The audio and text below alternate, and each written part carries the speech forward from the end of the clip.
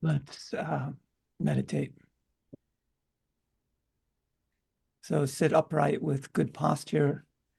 Inhale and exhale through your nose. And take a few deep breaths and just stretch as if you are waking up from sleep.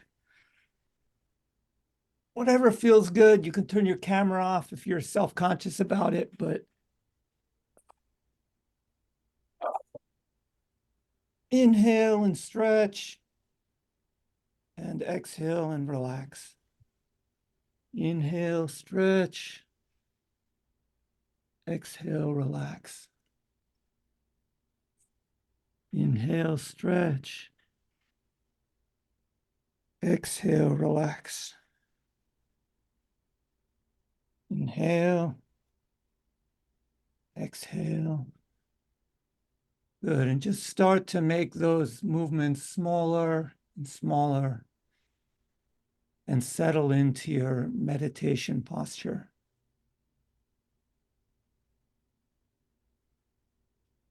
Now, bring to your attention any mental or emotional stresses that have been with you or accumulated throughout the day.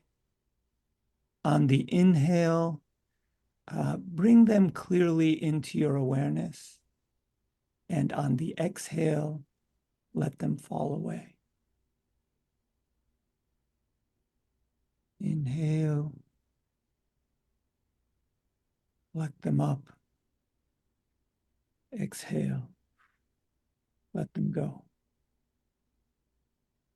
Inhale, grab hold of them. Exhale, let go of them.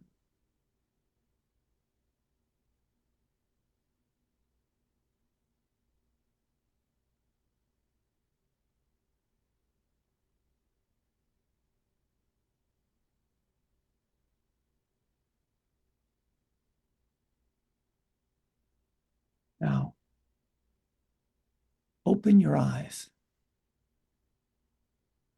and bring to mind the whole world, all the people in it, near and far, including me and this voice. Bring to mind your body and all its sensations.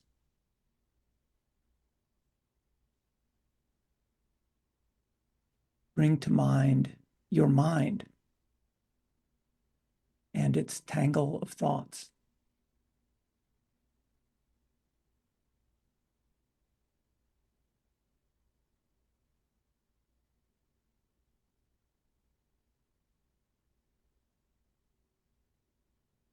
Bring to mind time, all your memory, your whole past, and all your imaginings about the past, the present, and the future.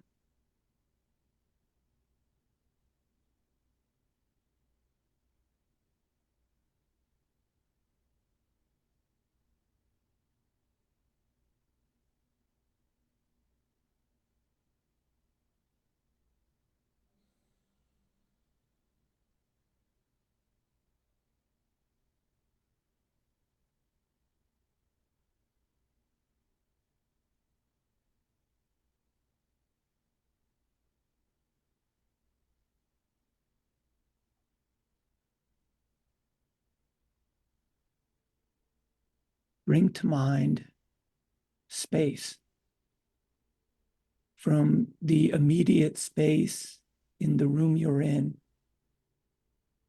all the way out as you imagine it throughout the whole universe.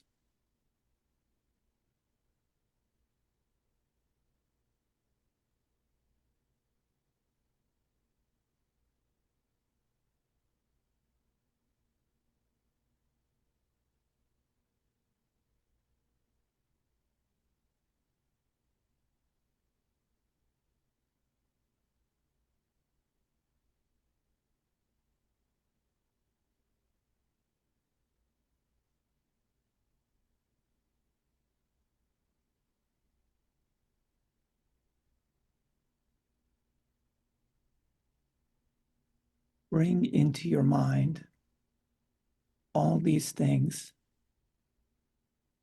and whatever other things you imagine, be it other worlds, other beings, other realms, other states.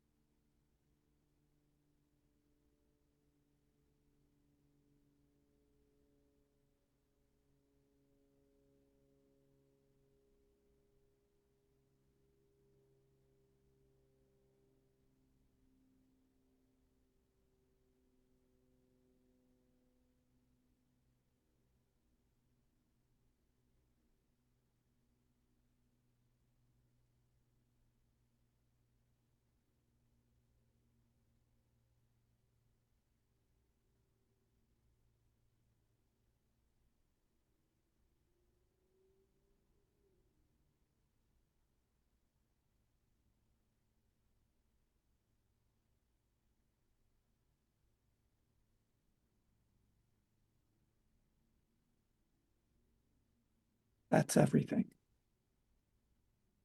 Now, close your eyes if they're not closed already. Imagine that you are all that exists. The world, the others, this voice, your body, your mind, even time and space. You are only imagining to exist. Really take a moment and try to imagine this.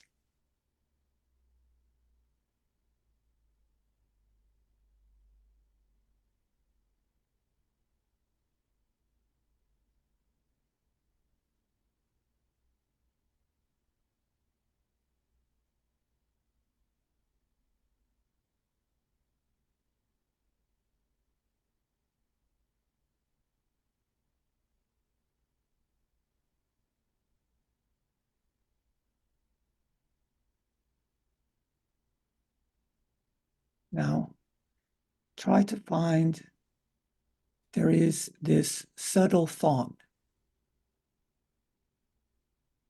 not even really articulated, that says, I am.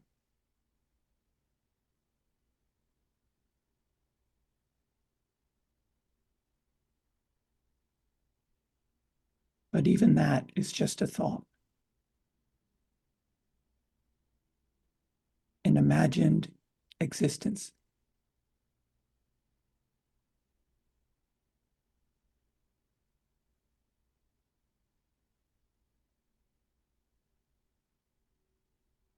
Beyond that thought is an even more subtle thought that is just I.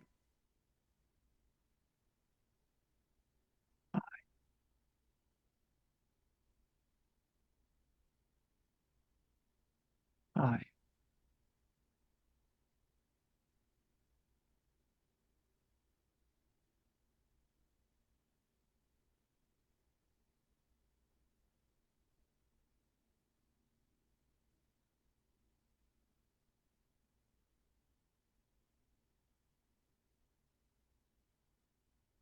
Beyond that is thought-free awareness.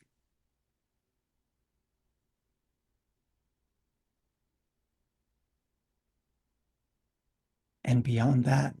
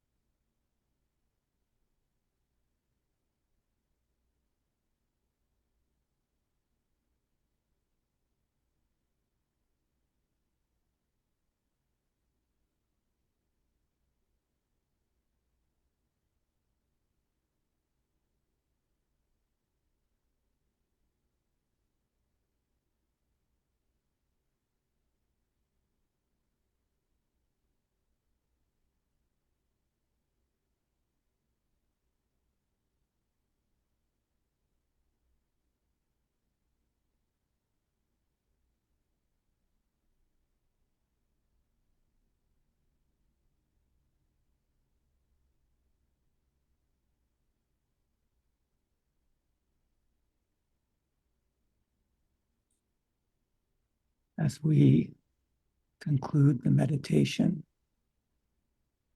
don't rush. Allow consciousness to ease smoothly back into engaging with the world.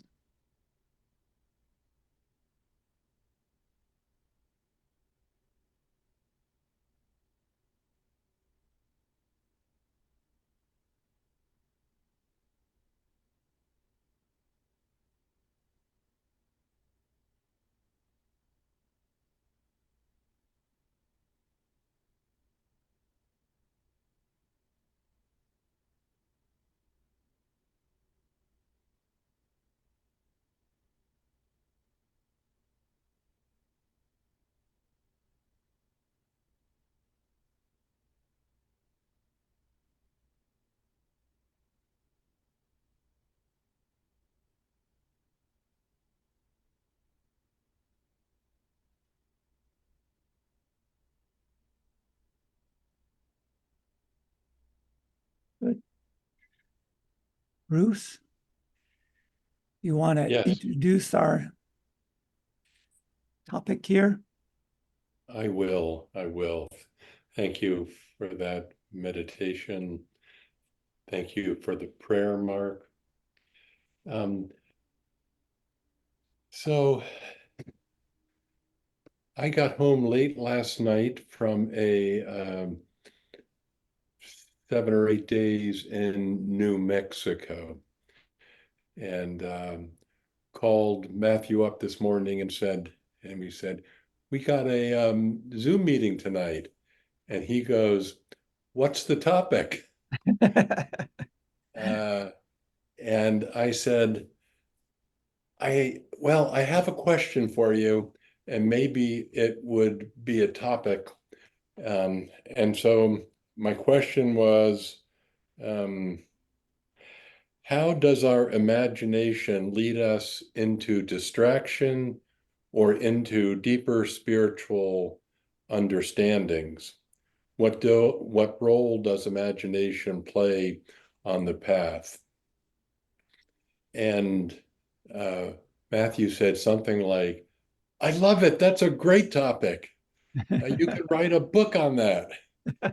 Um, and then a little follow-up part of our discussion was, can our imagination help with wordlessly understanding the essence of a spiritual teaching, its mythology, and its inherent truth, which might be understood as the intersection of mind and reality? So I'm going to give a little story like Mark did before his prayer about how this question arose for me. Um, has anyone here ever been to Chaco Canyon in New Mexico? So Chaco Canyon is similar to Mesa Verde. It contains ruins of the pre-Puebloan Chacoan people, sometimes known as Anasazi, I think. And the ruins there are absolutely spectacular. It's believed that the valley there was the center of a vast Southwest civilization. With They traded with Mexico and all around, um, and uh, the ruins are spectacular. There were ruins that were 4 stories high, had 600 rooms. But the most interesting thing is that the kiva, the complexes are full of kivas, and a kiva is a sacred space, mostly underground, partly above ground, um, where they say ceremonies were held. And in these towns, there wasn't just one kiva. Each family had its own little kiva. And then there were a couple of larger community kivas. And then there were these massive grand kivas where I think maybe everyone in the community could gather, 50, 60 feet across, circular. They had roofs. You entered through a hole in the top. So I've been there. I think this was my fifth or sixth time, and I've felt deep spiritual arisings while there. And this time, when we got to the Great Kiva, uh, in spiritual settings, you just have this silence overcome you. And I went and I sat for maybe 15 or 20 minutes. And earlier during the walking through different ruins, I imagined, but it seemed real, that I was hearing laughter, and I was like sensing the life that was there, um, in the community. And when I sat and meditated by this kiva, a huge space, and I sat in the room where the priest or whatever the shamans would have sat before entering into the ceremony or the ritual. I sat there and I had this experience, not knowing at all what those rituals were like, of being present in the experience, of understanding that this underground representation represents the sacred space where uh, uh, well, there's a hole in there where the native people believe they emerged from the earth into existence. And I felt like that was both a symbolic story, but also a representation of their truth, in that the earth represented silence or God or whatever. And that when they went back into this room, they, as a group of practitioners, all recognized their oneness, their egolessness.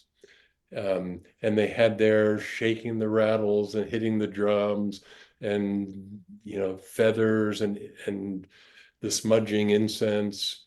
And so I felt this deep, deep spiritual moment there.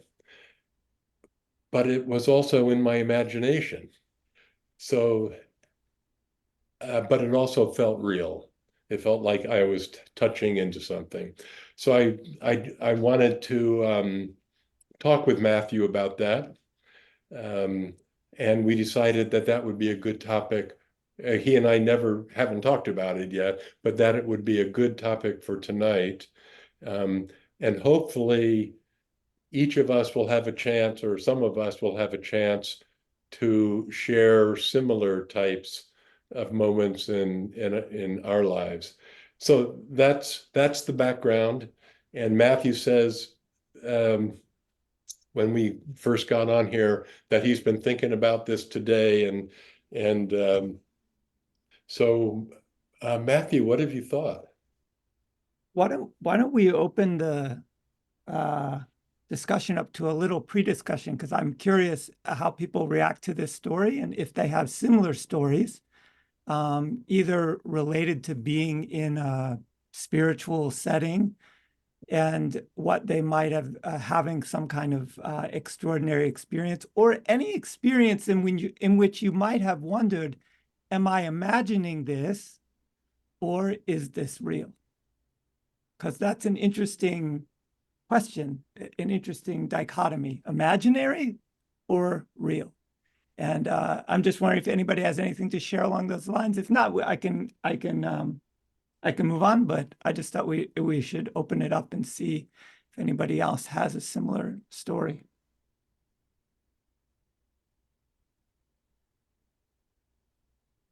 I have thought about it.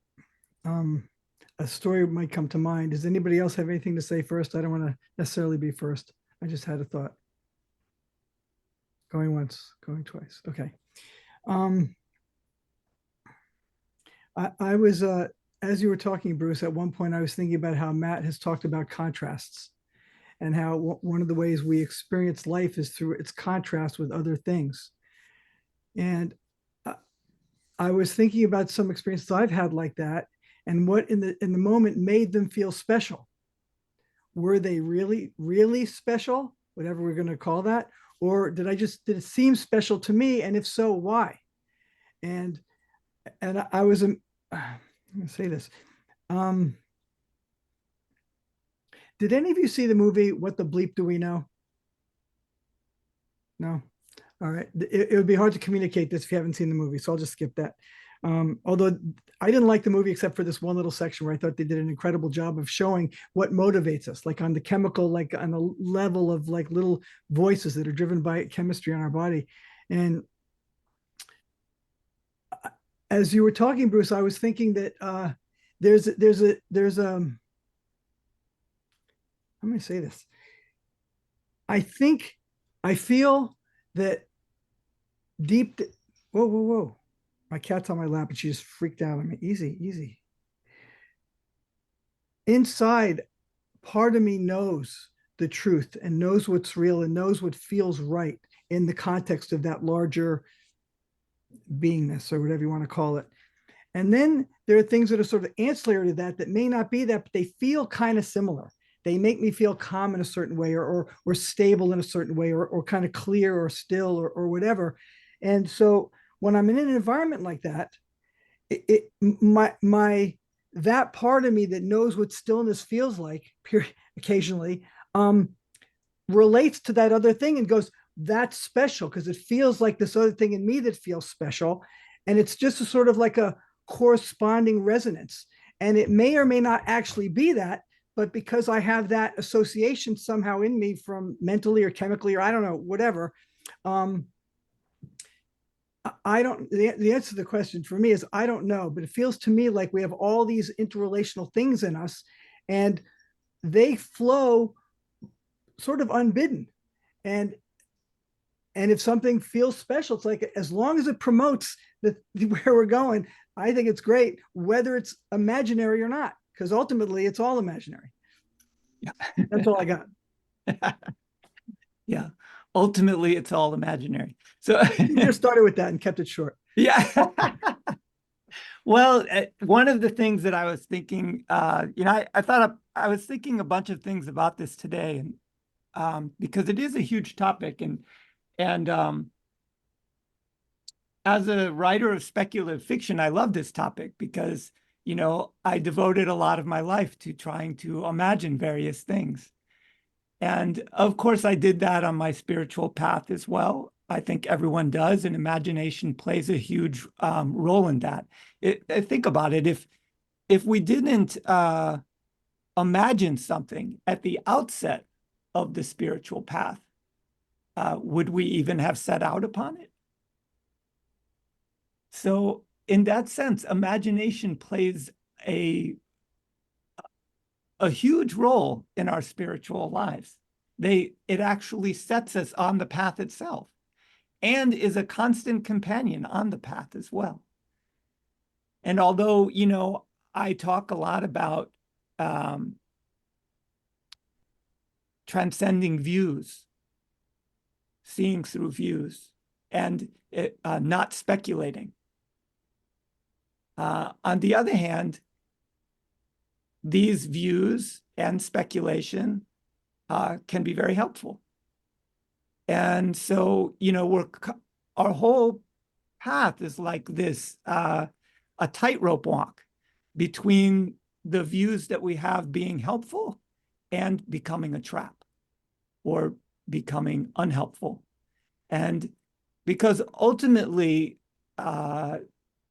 they do have to be transcended. But they are like guides on the way. So, and the other thing that I really think that we should discuss is, what is the imagination?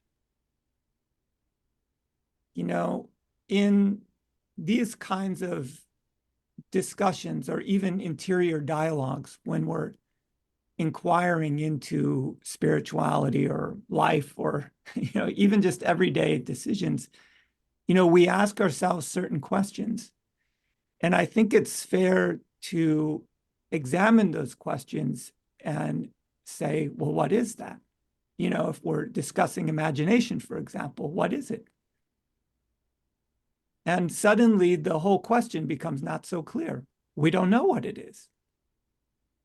You know, so what are some things that it could be? And I jotted down some thoughts that I had today. And one is that imagination is the intersection between the mind and fundamental reality.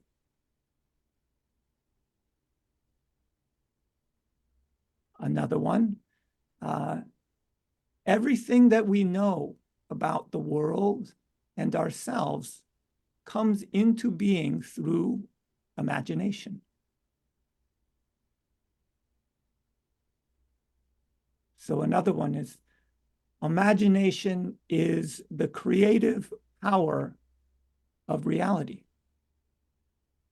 It is that power that makes all things come into being, appear, move, act. Even the mind itself is imagined into being.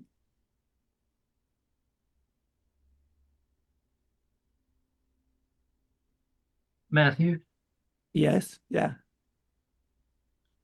you're using this term reality and fundamental reality. yeah. Can you define that, please? What are you talking about?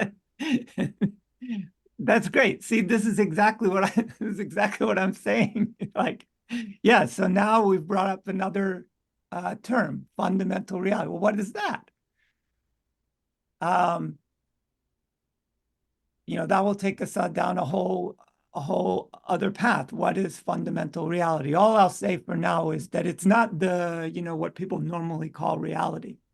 You know, what I'm suggesting is that's more akin to imagination. The fundamental reality is that reality which is ever present, unchanging, timeless, without dimension, without attribute. That which can only be described in the negative. It's nothing. Or as you might say, no thing, no particular thing. And in that sense, it's everything. So that's the fundamental reality. It encompasses both everything that comes into being and existence and also non-existence.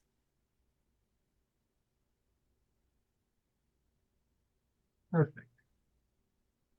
Thank you. So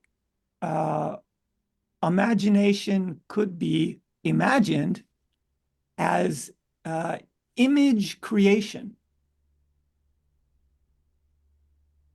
and as the process through which our life and views come into being. And this one was interesting to me because after my awakening, I remember walking around, looking at everything, and concluding that everything is just one image.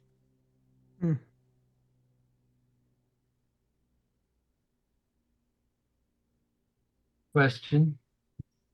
Yes, How is imagination different than thought? good question. And I'll leave that for you guys to ponder. Maybe we can discuss that and get into it. How is imagination different than thought? I remember, you know, one time, yeah,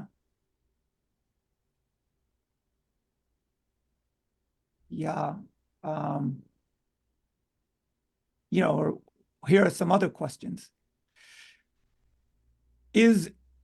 Does imagination pertain only to that which you imagine that you don't see, or does it pertain to everything that you see? Can I say something? Yes, yeah. So since this conversation started, I can't stop but having this image of memory that's been almost obsessively in my mind since we're speaking. It's a memory many years ago here in LA. I was walking in a street in Santa Monica, and then I run into a bunch of people who has gathered, a lot of people, making almost like a circle around a motorcycle accident. So the motorcycle is on the ground there, and I'm looking at it, and all of a sudden I'm really feeling the unreality of the scene.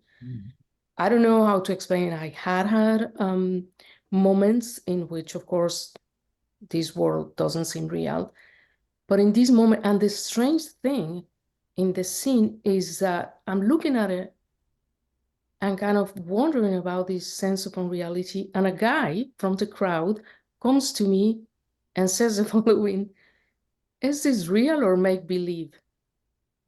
Hmm. And that was all our conversation. So I just wanted to share because it's been like obsessively coming Yeah, back. yeah. How Yeah. many people have had this kind of experience, a feeling of unreality in a situation? No? Hmm. I've Could had the this. answer be yes to that question? Should it? Or Could it, could, of course. you know? Uh, if the meditation was so inspiring, I haven't gone there for a long time and not without little pieces of paper under my tongue. But what if we're all little puddles of goo in petri dishes or just energy in the universe?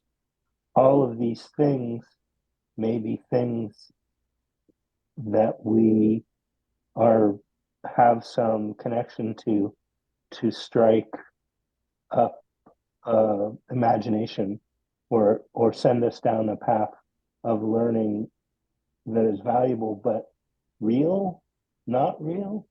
I'm not sure that that's always the important question. Yeah. Those are some interesting comments. Yeah. Generally, I would advise don't speculate about too much about what you can't immediately investigate. Rather look for those truths which can't be overturned by investigating deeply into whatever is present. So an experience like this, where you momentarily feel a sense of unreality in a situation that you thought was real, leads to this question: is it, which was posed even, is this real or is this make-believe? And that's the very question that the spiritual path prompts us to investigate, not to speculate about, but to investigate, to see what can we determine through our own experience about what is real and what is unreal. Can we find the essence of realness, of reality? And what is it? Is it the world, the body, the mind? Are any of those things real? And, what the teachings point to is, if you look at these things, be it the mind, the body, a situation, an event in time, the world, and so on, all the things that we can imagine or find in our experience all come and go.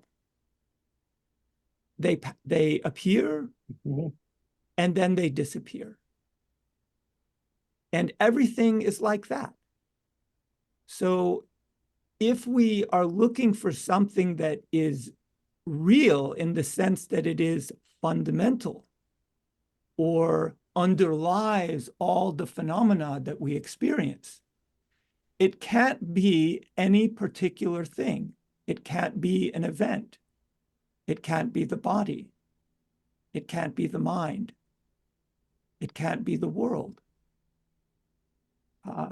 It can't be any particular thing.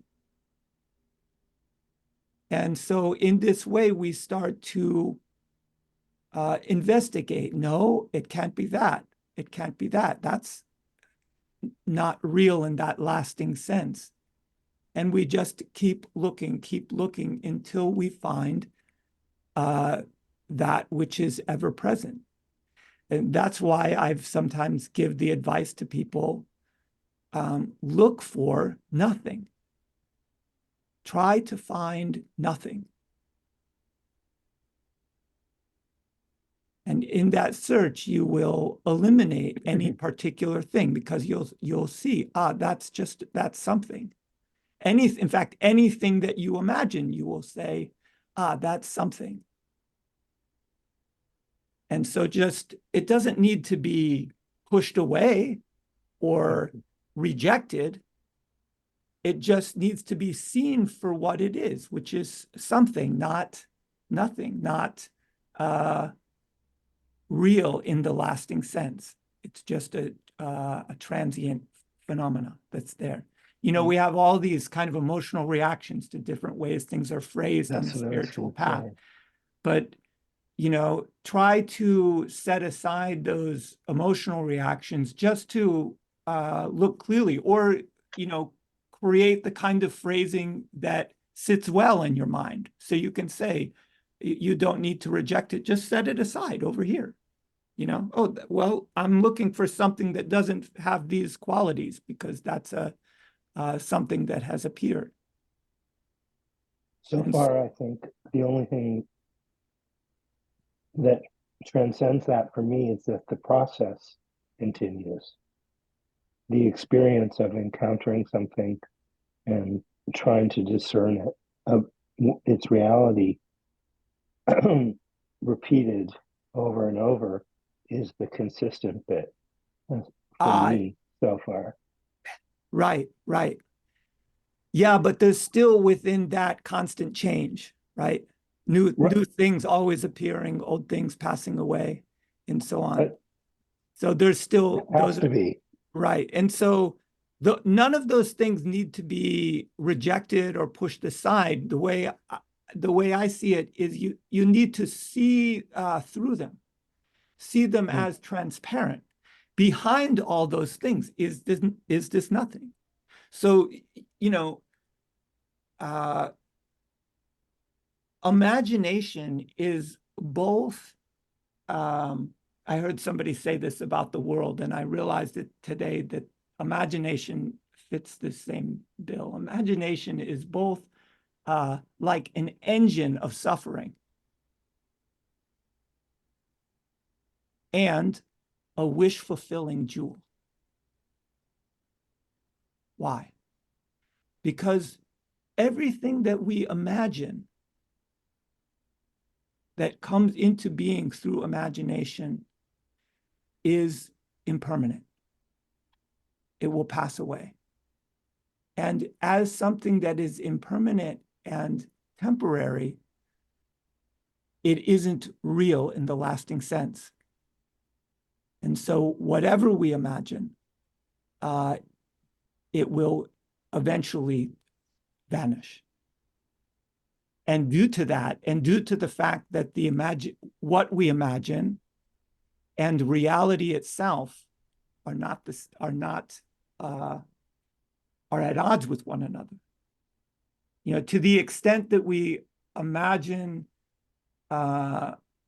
whatever we imagine about who we are and what's going on is at odds with reality, to that very extent, we will suffer. At the same time, without this imagination, as I said, and without this suffering, we wouldn't set out upon the path. It's due to this very power of imagination that we come into being and have this suffering, that we start asking ourselves, is this real or is this make-believe? What is really going on? How can I get out of it? Where is the end of suffering? How do I find an end to this suffering? And that is the question that has led the great teachers like the Buddha, for example, on the path to search for a end to suffering. And imagination plays a critical role. So, I want to say something. I was going to say I want to respond, but I want you to respond.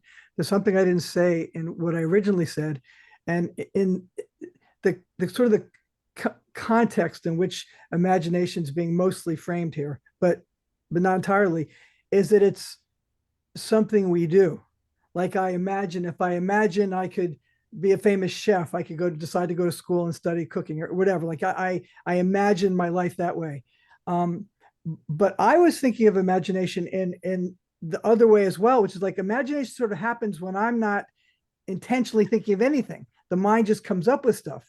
And I think that's closer to what you're saying when you say everything is imagined into being, and not by small self me, but maybe by large self me, or I don't know how to say that. I know when I go about like writing music or trying to do something creative, I really don't feel like I'm doing it. Like really, I'm maybe like doing the hardware work of like putting in the notes and stuff. But it's like, where do the ideas come from? It's not like I'm going, oh, I think I need to do this. It's just, it comes, And I met, by analog to that, I think a lot of our imagining is like that. Like we think we're imagining, like, someone could give you a writing exercise and imagine something about New York City. And then you would just start thinking about it. But it's like, who's really thinking about that? Like, I think that's why it's the interface, because we think we're thinking of stuff, but it's actually thinking and we're just receiving it as if we thought it, but we didn't. So that's what I want you to respond to, yeah, so if you want to. yeah, no, this this kind of relates to, I don't know if I already said this or not, because I was thinking it earlier, I don't remember. But you guys are all probably familiar with this idea of higher self and lower self, or big self and universal self and individual self. And this is a really common idea in spiritual teachings, and actually it applies to a lot of different things. I often talk about big compassion versus small compassion or individual compassion. And so we can see these kind of, in Buddhism, they have the two truths doctrine, the relative and the absolute. So there are these two realms or whatever that we can talk about. And imagination falls right into this same pattern.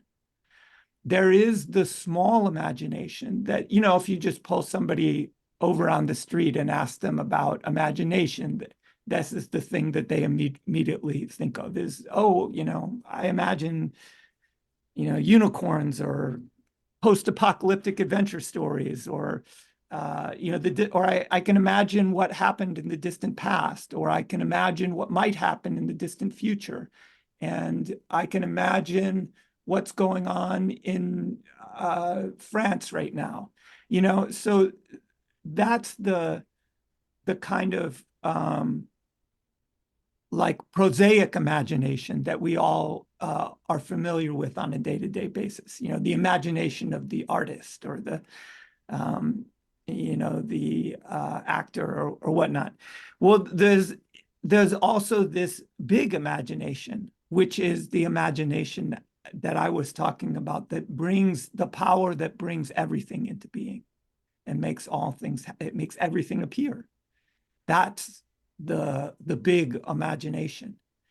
And just like when we have this small and big dynamic as it regards to the self, people on the path often think, I need to get rid of this small self or defeat this ego self so that I can realize the big self, say, or I need to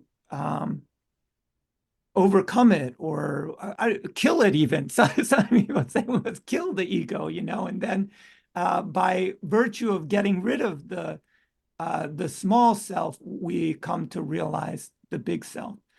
But truly, the small self that we imagine, as the teachings say, isn't real in that sense. Only as Ramana said, there's nothing but the self. That's all there is. And so whatever small self that you imagine yourself to be is actually nothing other than the supreme reality at work, at play, manifesting in a mind and a body and whatever appears. It's nothing but that. There is no small self to get rid of or to defeat or to overcome. All that conflict is imaginary. See, that conflict itself is imagined into being. We make it up. That's why I say there are no problems fundamentally. There's no problems whatsoever. Or all problems are self-created, small self-created. Actually, all problems are, see, even that, see, you see what I'm saying. So look, the imagination is the same way. The prosaic imagination that we're all familiar with is nothing other than the big imagination that is the power that makes everything come into being, including your thoughts, including your imagination, the images, the memories, the anticipation, the stories about the past and the future and the present all come into being through this non-personal imagination.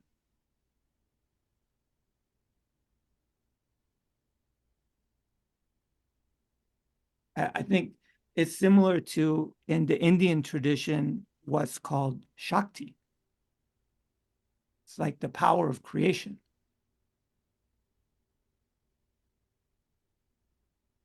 And so it's not surprising that we associate the imagination with creation,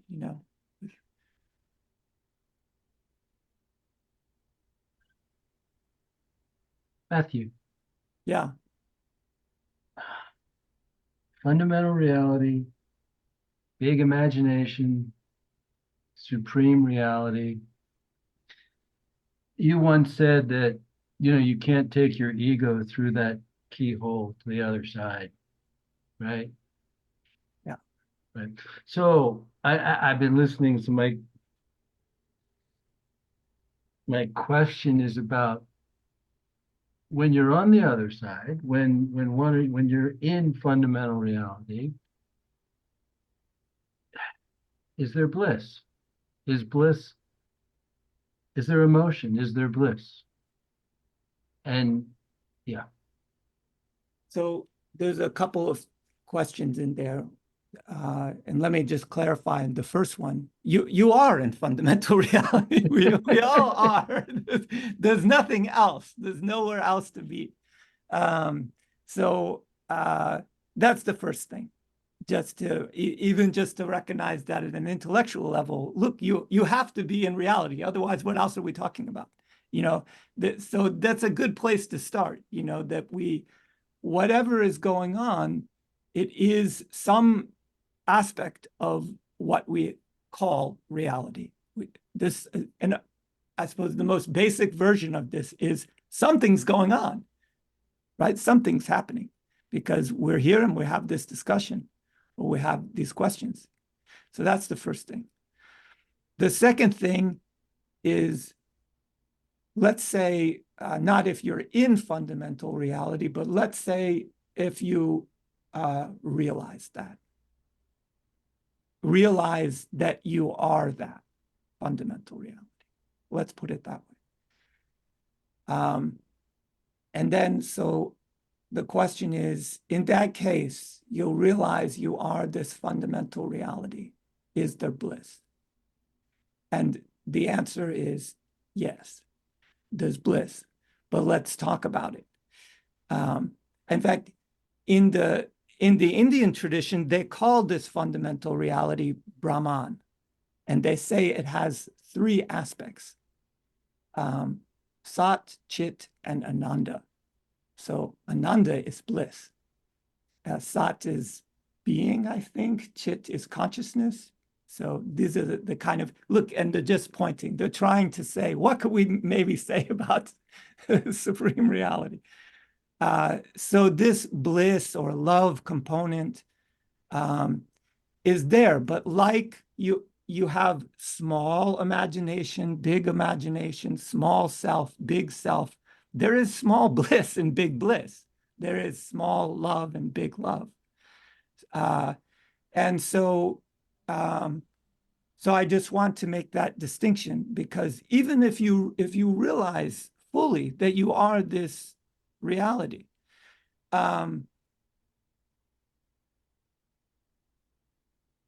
you will be swimming in an ocean of big bliss that is unending, without beginning and without end, without any limit.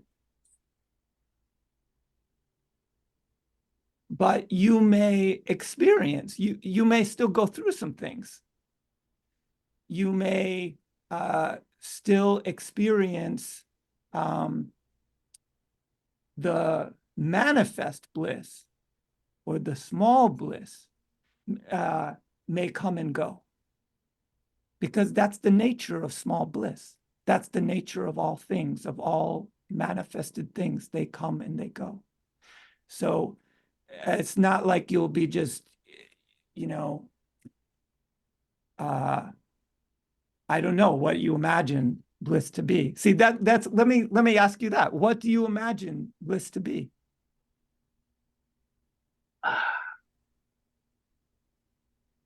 End of suffering. Yeah. yeah. Yeah.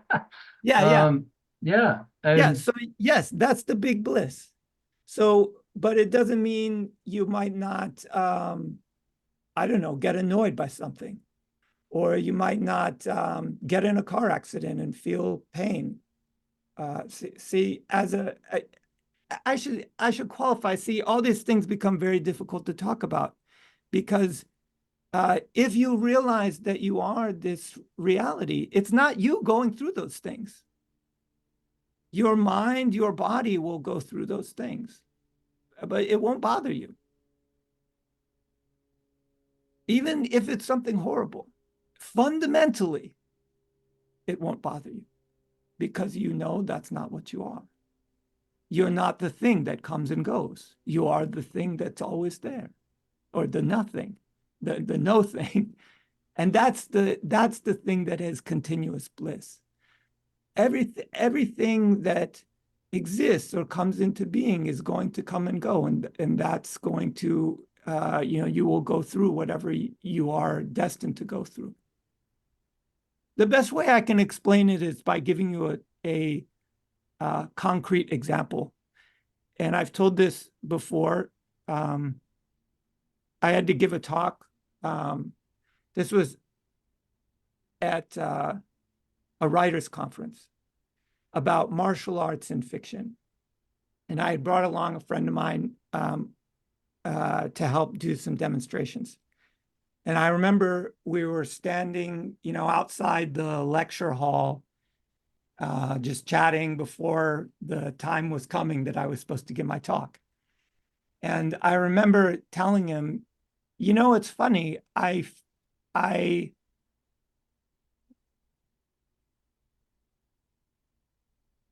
feel all the telltale signs of being nervous in my mind and in my body, but I myself am not nervous at all.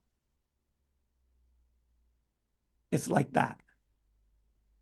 The manifest bliss may be there or not be there, but you will be beyond all things in this ocean of bliss.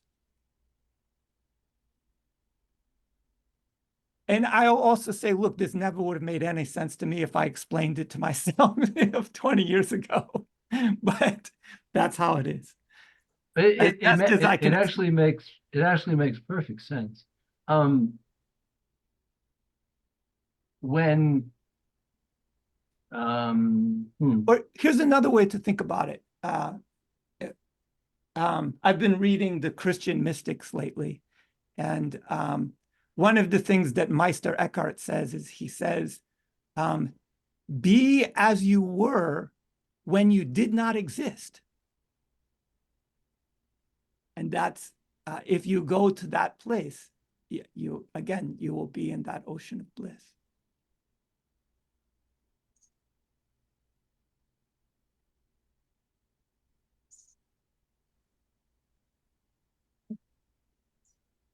the question that I'm trying to formulate is when you are in that state of where you were before, or in that state of your true self, I think you've used the term true self, where yes, the I that's experiencing the sine wave of existence and all the emotions, is there a component that the small I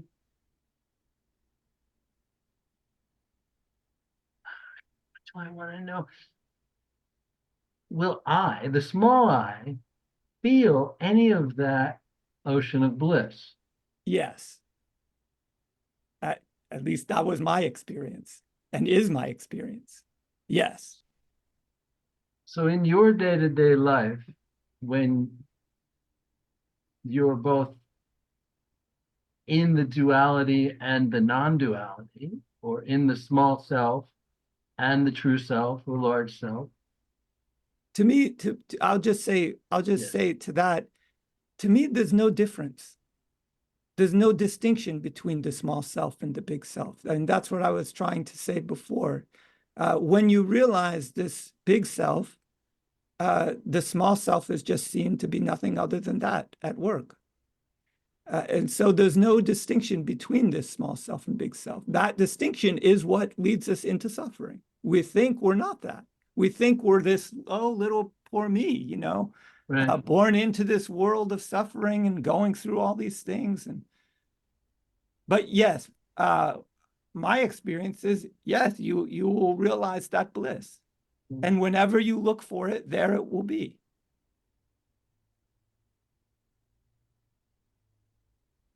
Because, yes.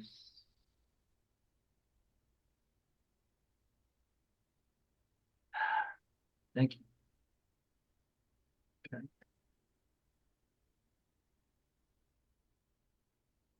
I had a question. Yeah. So I guess with the suffering, that's not something that has this big and small. Ah, that's an interesting question. I mean, I'm wondering what I think you said something like there's bumps, but you're not going to call that suffering. Yeah, you know, some people have phrased, have you heard this phrase, pain is inevitable, but suffering is optional? Yeah, sure. You know, that's a kind of trying to get at the same thing. Whatever your mind and your body is destined to go through, it's going to go through it. And it will just go on as it was before and go through whatever is destined to happen to it. And you will be okay with it, whatever it is. You will just say, okay, whatever it is, because you know fundamentally you are not fundamentally identified with that mind and that body in the same way that you were before. You still go about your business as you were before, but yeah, you may experience things, but you will know that which is beyond all things. So all those whatever those things are that you experience will be seen in the proper perspective. And because of that, they won't trouble you, not fundamentally. Even if you're troubled by them, they won't trouble you, if that makes any sense. See, even if the mind and the body are troubled by them, you will know you aren't fundamentally troubled by them because you're beyond all things, all impermanent phenomena. And so this is what leads to happiness. Real lasting happiness. That's what this is you see everything as it is in proper perspective. And because of that, your experience isn't at odds with reality or in conflict with reality. And because of that, you will be happy, even if you experience unpleasant things or what you might, even if you experience relative unhappiness or troubled times or whatnot, you will understand that you are fundamentally happy and that is one's true nature, is just that fundamental happiness.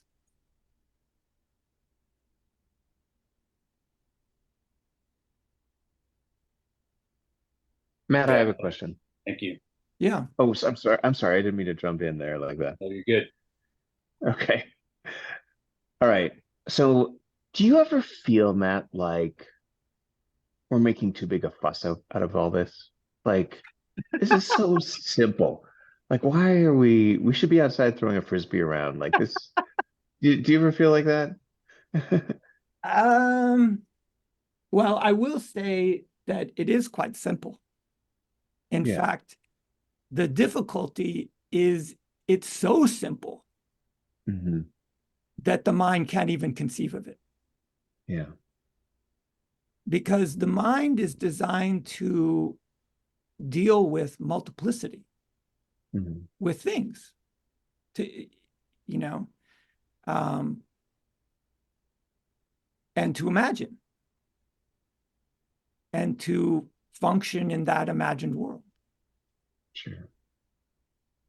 And so when we set out on a spiritual path, we think about it like something else, like starting a business or writing a novel or building a garden or building a house or digging a big hole or whatever it is. You think, okay, there's these various elements at play. I need, this, I need this, I need this. I need to fit them together in a certain way. I don't quite understand how yet, but if I get it right, if I get it just right, then I will build this thing, whatever it is, or I will understand this thing, whatever it is, right? And that's how, and I'm speaking from my own experience on the path, that's how I thought about it, right? If I could just understand, if I could just get the right thought, if I could just have the right experience, or if I could just coax my mind into the right state, or if I could just, forget about my body, or if I could see all these various things, but it's not a thought, it's not a state, it's not anything in particular. And so that's why we make it more and more complicated. We're like, oh, I must not have it right. So you add this thought or add this thought or, and just look at the history of various spiritual traditions. It's wonderfully rich, like a elaborate Baroque painting or there's so much detail, so much imagination. But the truth is so simple. It's just, have you ever heard the phrase, all is one? Like everyone's heard this at one point. And it's such a common thing to hear. It sounds to the mind completely trite. But actually, that's pointing more directly to the truth than anything. Hmm. But like I said, it's a oneness that is so radical, the mind can't conceive of it.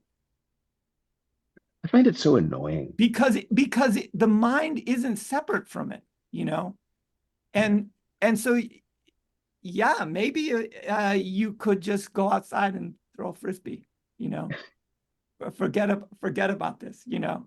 Yeah. But the thing is once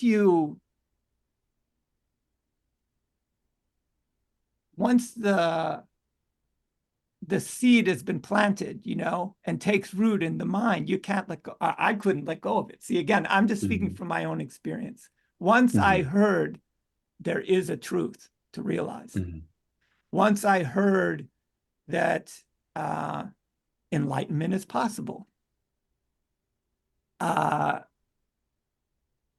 couldn't let go of that.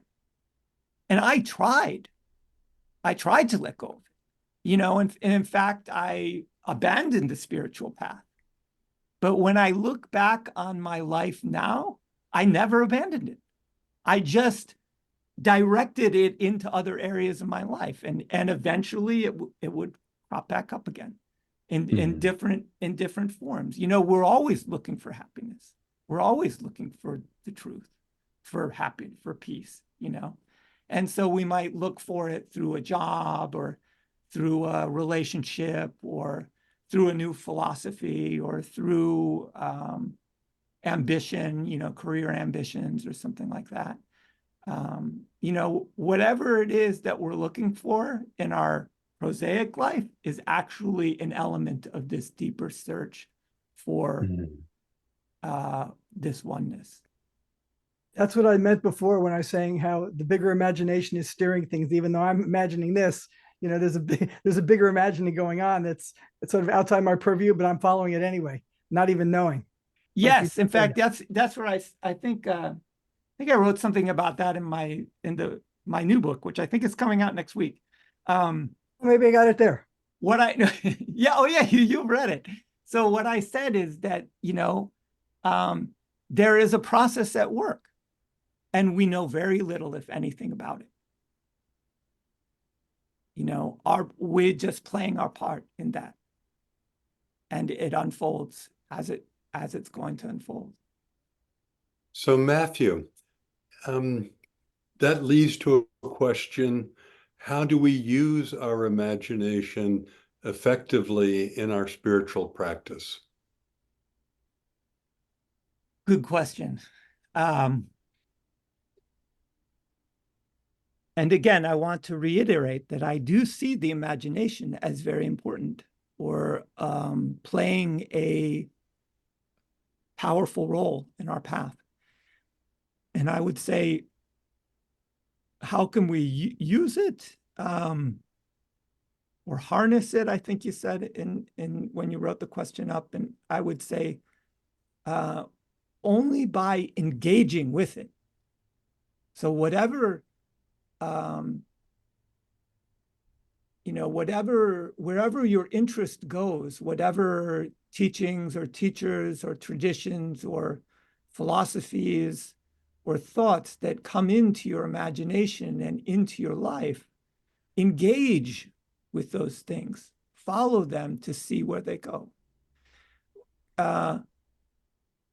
Really, we can't really sort of harness the imagination to our own will, because fundamentally it isn't ours. The imagination that we imagine is ours is just like I said, is just the larger imagination at work, at play. So our part is just to engage with whatever the path is and follow it where it goes, and to put forth effort, or at least what we imagine is effort on that path, to relentlessly pursue the truth, if that's what we're interested in, if that's what we're called to, you know. So, you know, how do we engage with it? Well, be open to it, feed it through experience, like Bruce's experience at Chaco Canyon. And exercise it. through practice in meditation or visualization or inquiry. You know, all these things involve the use of the imagination, even though they ultimately you will see, you know, it leads to seeing through everything. And then somebody might say, what is the imagination? And you might say, it's nothing at all. I have a question about all this. Sometimes I have the impression that being devotional, it's using the imagination, because I feel sometimes my belief in a God or whatever people believe, Jesus or Krishna, whatever, is an imagine. I often feel, and I can be sometimes super devotional. I do believe in God, but it's it's a helpful thing, because it's imagining that there's a force that's outside the structure of the closed structure of the mind and the ego, right? Like you cannot leave a system from within the elements of the system, and the mind and the ego seem to be often to me like a closed system that's always proving itself to be real. So sometimes I really feel that my belief in God is something that's outside, although I have also felt often and more that it's not outside. It's a helpful use of the imagination, because sometimes you're talking to that force, and sometimes you can hear a response in your head, and it can help you to get out from the closed system, I think. Absolutely. No, I couldn't agree with you more. And you know, devotion and prayer was a part of my path as well. You know, I was for those of you who don't know, I was a practicing Catholic for a number of years. And I agree with you on all these points. And in fact, I recommend to people that to use prayer and that kind of even if you don't believe, imagine a higher power and try to, and you can you know, petition that higher power for help. You know, and that's the beginning on the devotional path of what I call like a path of prayer. It starts with just imagining. Imagine a higher power, or somebody tells you there is a God out there who is watching over you, who loves you, and who will listen to you. And so, yeah, it becomes this process of, yeah, at first we just imagine it. But if we engage in that imagination, we may come to start to trust it. Then we may come to love it. And finally, we may realize it's never been apart from us at all. And so that path begins with the imagination.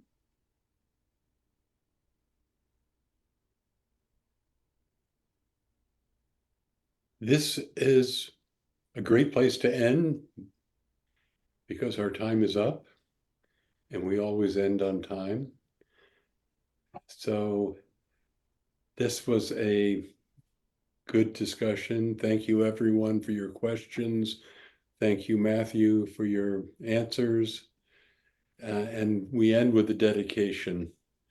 And may we dedicate whatever wisdom or ideas that arose or we gathered tonight, may we carry that deep into our imagination And may that imagination open doors for us. And may those doors allow us to open to others and open the doors of those we care about. And may that wisdom and that energy and that power, that higher power, flow from us to all beings and alleviate suffering and bring joy and bliss.